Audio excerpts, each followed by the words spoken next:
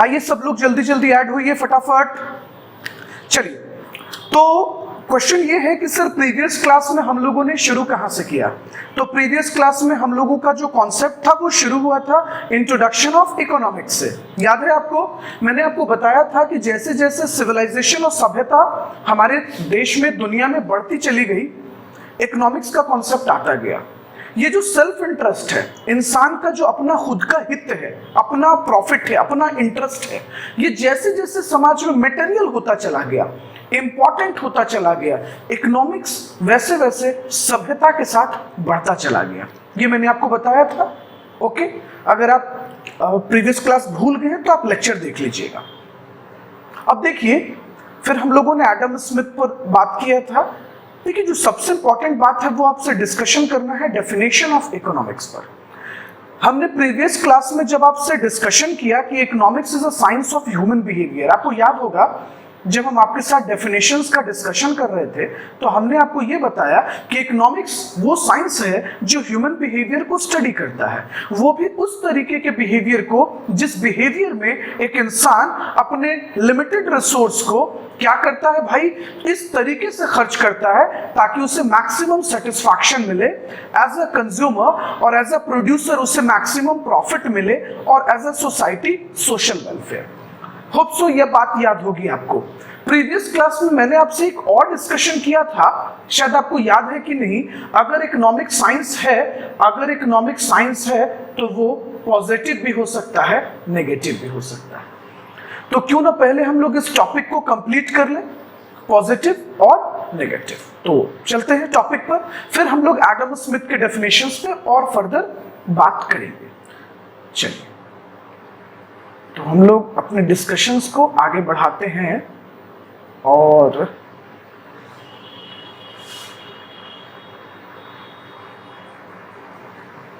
चलिए, बस 1 मिनट बच्चों, हो गया। स्क्रीन पर हम ले आते हैं, आइए।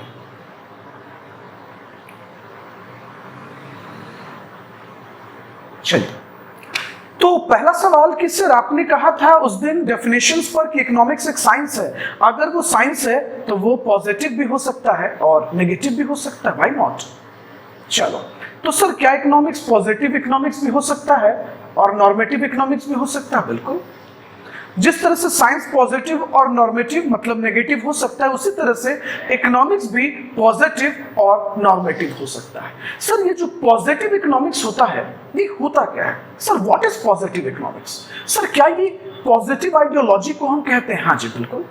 देखिए, जो पॉजिटिव इकोनॉमिक्स होता है वो प्रेजेंट सिचुएशन को नरेट कर रहा है, वो प्रेजेंट सिचुएशन के बारे में बता रहा है। इट एक्सप्रेस व्हाट इज, क्या है, जबकि it express what should be, क्या होना चाहिए। जो पॉजिटिव इकोनॉमिक्स है वो एक्सप्रेस कर रहा है व्हाट इज, क्या है, करंट हालात पर बात कर रहा है, करंट सिनेरियो पर बात कर रहा है। लेकिन नॉर्मेटिव इकोनॉमिक्स ऐसा लग रहा है कि सजेशन दे रहा है, व्हाट शुड बी, ये होना चाहिए, ये नहीं होना चाहिए। मतलब ये काल्पनिक बातों पे बात कर रहा है। जैसे बच्चों, जब कोविड आया, 2 साल का कोरोना का पीरियड हम लोगों ने झेला, पूरी दुनिया ने फेस किया, तो अगर कोई इस पर ये कहता है यार कोरोना नहीं आना चाहिए था, कोरोना के आने से ऐसा हो गया, तो देखिए सवाल ये है, कोरोना तो आ गया, कोविड जैसे सिचुएशंस आए, प्रॉब्लम लोगों ने फेस किया, इकोनॉमी ने प्रॉब्लम को फेस किया, तो इट एक्सप्रेस व्हाट इज, क्या है, हम बात कर रहे आ गया। अब अगर हम उस पर ये टिप्पणी दें, ये सजेशन दें कि नहीं नहीं आना चाहिए था, अब आ गया ना भाई, चीजें हो गई, हालात बुरी हो गई, प्रॉब्लम लोगों ने फेस किया, लोगों ने तकलीफ झेला। तो जो पॉजिटिव होता है वो करंट सिचुएशन पे बात करता है, what is. But normative economics जो होते हैं वो बात करता है व्हाट शुड बी, क्या होना चाहिए, क्या नहीं होना चाहिए। देखिए, दूसरा जो सबसे बड़ा डिफरेंस है पॉजिटिव इकोनॉमिक्स में, it is based on cause and effect of facts. ये हमेशा फैक्ट्स पर बात करता है, कॉज एंड इफेक्ट। मतलब ऐसा हुआ, जैसे फॉर एग्जांपल अगर हम बात करें, बारिश नहीं हुई तो प्रोडक्शन नहीं हुआ, एग्रीकल्चरल प्रोडक्ट नहीं हुआ। देखिए, कॉज और इफेक्ट हम बता रहे हैं ना, बारिश नहीं हुई इसलिए अच्छी फसल नहीं हुई, एग्रीकल्चरल आउटपुट नहीं हुआ। तो एक जेन्युइन वजह मिल रहा है हम लोगों को, एक जेन्युइन कॉजेस दिख रहा है। तो जो पॉजिटिव इकोनॉमिक्स होती है, it is based on cause and effect. ये हर एक चीज के प्रभाव को बता रहा है, इफेक्ट को बता रहा है कि ऐसा क्यों हुआ। लेकिन अगर हम नॉर्मेटिव इकोनॉमिक्स पर बात करते हैं तो it is based on ethics. ये एक एथिक्स पर बेस्ड है, एक एथिक्स है, एक नॉर्म्स है, उस पर बेस्ड है। आपने कह दिया, वजह नहीं पता, बस आपने कह दिया।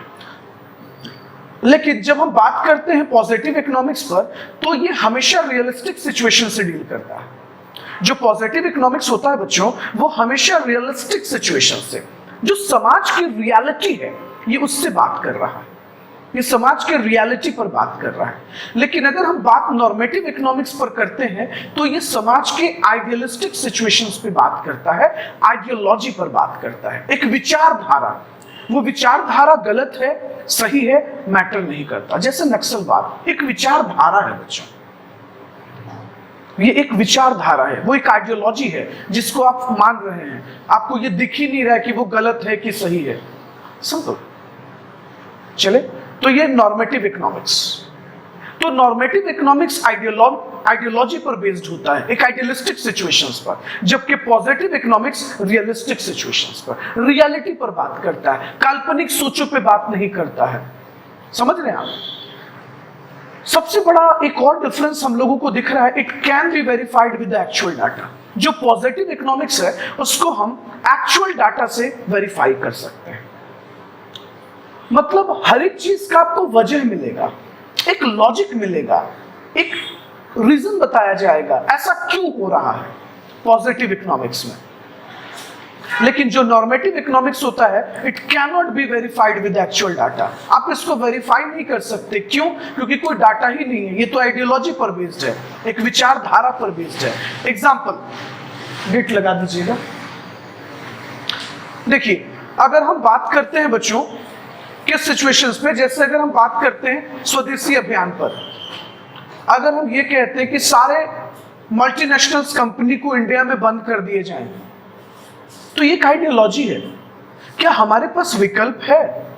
क्या पहले मैंने एक सिचुएशंस बनाया, मैंने क्या एक ऐसा एनवायरनमेंट क्रिएट किया जहां हमें बाहर की कंपनी, फॉरेन की कंपनी की जरूरत ना पड़े? एग्जाम्पल, क्या हमने पेप्सी और कोक जैसी कंपनी क्रिएट किया इंडिया में? नहीं। लेकिन एक आइडियोलॉजी सेटअप कर लिया कि हमें सारे एमएनसीज को बंद करना है, बैंड करना है। तो ये वेरीफाई नहीं किया जा सकता एक्चुअल डाटा से। क्यों नहीं वेरीफाई किया जा सकता? क्योंकि आप एक जजमेंट रख देते हैं सामने वाले के आगे, एक आइडियोलॉजी है, आप उस पर थोप देते हैं। जैसे देखिए बच्चों, आपको याद होगा बहुत पहले हमारे देश में सती प्रथा जैसा कॉन्सेप्ट था कि अगर पति मर गया तो उसकी पत्नी को भी मर जाना चाहिए। बताइए, इस बात की कहीं से ये सही लगता है क्या? नहीं, एक आइडियोलॉजी है।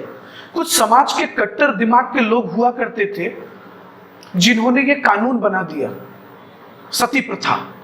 पति मर गया तो पत्नी को भी सती कर देना है, मतलब उनको भी पति के साथ जला देना है, अंतिम संस्कार कर देना है। तो ये एक आइडियोलॉजी है, एक सोच है। सोच का कोई एग्जैक्ट वजह नहीं है, पुष्टि नहीं है। समझ रहे? तो ये नकारात्मक सोच है, नेगेटिव आइडियोलॉजी है। चलिए आगे चलते हैं। फिर देखिए, कहता है in this value judgments are not given. Positive economics में हम वैल्यू जजमेंट नहीं देते, हम अपना राय नहीं रख रहे होते हैं, तर्क वितर्क नहीं कर रहे होते हैं। मतलब जो सही है सो सही है, जो गलत है मतलब गलत है।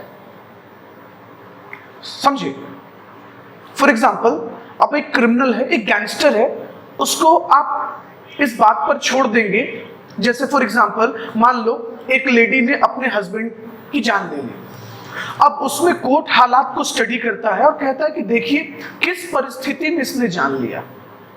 बताइए, अगर इस तरह से गवर्नमेंट लॉ परिस्थितियों, सिचुएशंस को देखने लगेगा तो हर कोई खुद से ही जजमेंट करने रोड पर निकल जाएगा, फैसला करने निकल जाएगा, तो जुडिशरी सिस्टम का तो काम ही नहीं बचेगा। तो जो पॉजिटिव इकोनॉमिक्स होता है, इसमें वैल्यू जजमेंट नहीं दिए जाते, मतलब जो गलत है सो गलत है।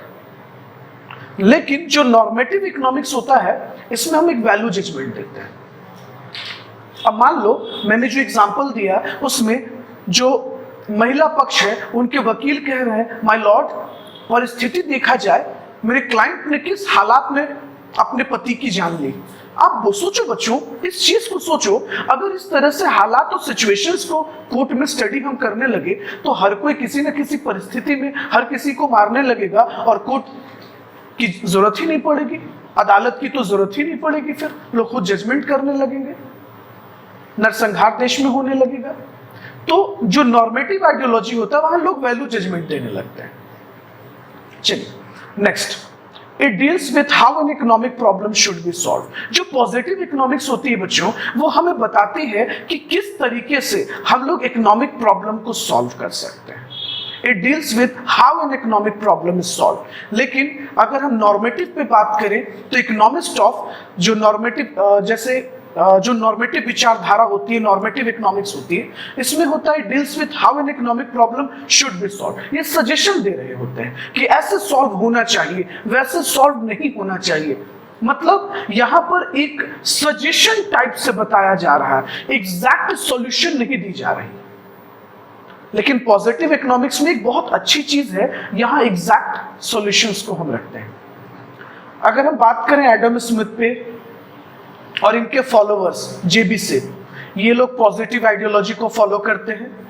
अगर हम Alfred Marshall, A C Pigou, Hicks, Kaldor, Scitovsky, इन सब पर बात करें तो ये लोग नॉर्मेटिव इकोनॉमिक्स, नॉर्मेटिव आइडियोलॉजी और फिलॉसफी को फॉलो करते हैं। आइए कुछ एग्जांपल से आपको समझाता हूं। अगर हम बात करें, जैसे एक बहुत अच्छा एग्जांपल है, आप देखिएगा एग्जांपल नंबर सी, ये बड़ा अच्छा लगेगा आपको समझने में। The rate of inflation in India is 6%। महंगाई 6% है। दूसरे तरफ आप यहां एग्जांपल पे देखिए, rate of inflation should not be more than 6%। देखिए जो पहला एग्जांपल है वो बता रहा है कि महंगाई 6% है, मतलब ये रियलिस्टिक सिचुएशन को बता रहा है। लेकिन अगर हम बात करें बच्चों सेकंड एग्जांपल पर, तो सेकंड एग्जांपल आपको सजेशन दे रहा है, should not be more than 6%। महंगाई 6% से ज्यादा नहीं होनी चाहिए। समझ रहे हैं आप, सजेशन है। तो ये कुछ इंपॉर्टेंट कॉन्सेप्ट था पॉजिटिव और नॉर्मेटिव। होप सो आपको समझ में आया होगा। चलिए एक बार क्विक रिकैप कर देते हैं। पॉजिटिव इकोनॉमिक्स क्या है? वैसी इकोनॉमिक्स जो करंट सिचुएशंस पे बात करती है, जो एग्जैक्ट करंट हालात पर बात करती है। लेकिन जो नॉर्मेटिव होती है वो एक्सप्रेस करती है व्हाट शुड बी, क्या होना चाहिए। बच्चों याद होगा जब हम लोग बचपन में कुछ काल्पनिक सोच लेकर घूमते थे, काश हमारे पास बहुत पैसा होता, काश हम दुनिया के बहुत अमीर आदमी होते, काश हम ऑल इंडिया टॉपर हो जाते सीबीएसई के एग्जाम्स में। आपको नहीं लग रहा है ये कुछ काल्पनिक चीजें हैं? It express what should be, ये सजेशन दे रहा होता है। जो पॉजिटिव इकोनॉमिक्स है वो हमेशा कॉज और इफेक्ट पर बेस्ड होगा, जबकि अगर हम नॉर्मेटिव इकोनॉमिक्स पे बात करें तो ये एथिक्स पर बेस्ड है। तो होप सो आपको समझ में आया होगा, इसको जरूर नोट डाउन आप करना। अब देखना एक बड़ा इंपॉर्टेंट बात है बच्चों कि सर क्या पॉजिटिव आइडियोलॉजी, पॉजिटिव इकोनॉमिक्स और नॉर्मेटिव इकोनॉमिक्स एक दूसरे पर डिपेंडेंट है क्या? क्या इनका एक दूसरे पर डिपेंडेंट होना भी जरूरी है क्या? हाँ, आइए इस पर बात करते हैं। इसको बहुत आराम से समझिए, बहुत जरूरी है, क्योंकि गवर्नमेंट को पॉलिसी बनाने के लिए, नीतियां बनाने के लिए इस चीज को समझना बहुत जरूरी है। तो आइए दिमाग रिलैक्स कीजिए, वापस से आइए, एकदम ध्यान से समझिएगा। Interdependence of positive and normative science, मतलब interdependence of positive economics and normative economics. देखिए बच्चों क्या कहता है रूल, कहता है in reality economics has developed along both the positive and normative lines. बात तो सही है, जैसे जैसे सभ्यता बढ़ी, समाज में इकोनॉमिक्स का कॉन्सेप्ट बढ़ा, समाज में पॉजिटिव और नेगेटिव आइडियोलॉजी के लोग बढ़े, उसी तरह से इकोनॉमिक्स भी पॉजिटिव लाइन और नेगेटिव लाइन के साथ आगे बढ़ता चला गया। देखिएगा बच्चों, both this aspects have grown separately. The role of हाँ देखिए बच्चों, the role of economist is not only to explain and explore the positive but also to admire and condemn negative side. Economist लोग बच्चों positive और normative दोनों को समय के साथ बढ़ाते चले गए। क्यों? क्योंकि एक हेल्दी इकोनॉमिक्स के लिए पॉजिटिव और नॉर्मेटिव दोनों चीजों को समझना, दोनों चीजों को लेकर चलना बहुत जरूरी है। जैसे देखिए, अगर हम बात करते हैं rise in price of goods leads to fall in its quantity demanded, therefore government should check price rise in its price. अब देखिए यहाँ कुछ पॉजिटिव भी है, कुछ नॉर्मेटिव भी है। जब भी किसी वस्तु की कीमत बढ़ती है उसका डिमांड घटेगा, मतलब लोग कम लेंगे। दूसरी तरफ ये पता चल रहा है कि जब कीमत बढ़ रही है तो गवर्नमेंट को महंगाई पर कंट्रोल करना पड़ेगा। आप ऑब्जर्व करो, एक पॉजिटिव साइड भी है, एक नेगेटिव साइड भी है। पॉजिटिव साइड ये है, वो ये बता रहा है कि समाज में प्रोडक्ट्स का, गुड्स का, सर्विसेज की कीमत बढ़ रही है जिसके कारण डिमांड घट रहा है। अब डिमांड अगर घट रहा है तो बहुत लोग अफोर्ड नहीं कर पाएंगे, तो अफोर्ड नहीं कर पाएंगे तो कितने लोगों तक नहीं जा पाएगा। ये भी एक नेगेटिव साइड हो गया। अब इस नेगेटिव साइड को कंट्रोल करने के लिए गवर्नमेंट प्राइस को कंट्रोल करेगी। आप देख रहे हो एक ही स्टेटमेंट में पॉजिटिव भी है, नेगेटिव भी है। देखिए, rent control act provide accommodation to needy people, therefore act should be honestly implemented. आपने रेंट कंट्रोल एक्ट पढ़ा होगा, अगर आप नहीं जानते हो तो सुनो बच्चों। हमारे देश में एक रेंट कंट्रोल एक्ट है जिसमें गवर्नमेंट ने ये रूल बनाया है कि हमारे देश में जितने भी लैंडलॉर्ड हैं वो एक limited amount of rent charge करेंगे। देखो, एक पॉजिटिव साइड भी, एक नेगेटिव साइड भी है। पॉजिटिव साइड ये है कि जो लोग अफोर्ड नहीं कर पाएंगे घर ड्यू टू हैवी रेंट, वो कम से कम अफोर्ड तो कर सकेंगे, क्योंकि जो ऑनर है वो गवर्नमेंट के डर से कम एक जेन्युइन अमाउंट चार्ज करेंगे, अफोर्ड कर पाए। नेगेटिव साइड ये दिख रहा है कि जो ऑनर है उनके अकॉर्डिंगली उनको मनचाहा रेंट नहीं मिल पाया। तो पॉजिटिव और नॉर्मेटिव दोनों साइड जरूरी होता है कहीं ना कहीं समाज के लिए। फिर देखिएगा, Indian economy is developing economy, government should make it develop through correct planning. अच्छा, इंडियन इकोनॉमी एक डेवलपिंग इकोनॉमी, इसमें क्या बुराई है? कुछ नहीं, हम लोग आगे की तरफ बढ़ रहे हैं, एक समय आएगा हम बहुत डेवलप्ड कर लेंगे। लेकिन यहाँ प्रॉब्लम ये है कि जब हम डेवलप्ड कर रहे होते हैं तो बहुत ज्यादा एक्सप्लॉयटेशन भी हो रहा होता है पुअर्स के साथ, गरीब के साथ। उस एक्सप्लॉयटेशन को भी गवर्नमेंट को बचाना है, इसलिए हम बात करते हैं कि सही प्लानिंग की भी जरूरत है। क्योंकि जब कोई इकोनॉमी डेवलपिंग से डेवलप्ड की तरफ पहुंचता है वहां महंगाई बढ़ती है बच्चों, और महंगाई बढ़ती है तो गरीबों का एक्सप्लॉयटेशन होता है। उसको बचाने के लिए, उनको बचाने के लिए गवर्नमेंट का सही प्लानिंग करना जरूरी है ना। तो पॉजिटिव और नॉर्मेटिव दोनों साइड बाय साइड चलते हैं बच्चों।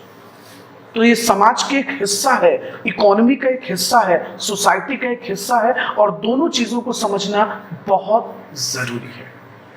तो होप सो यहां तक चीजें आपको क्लियर होगी।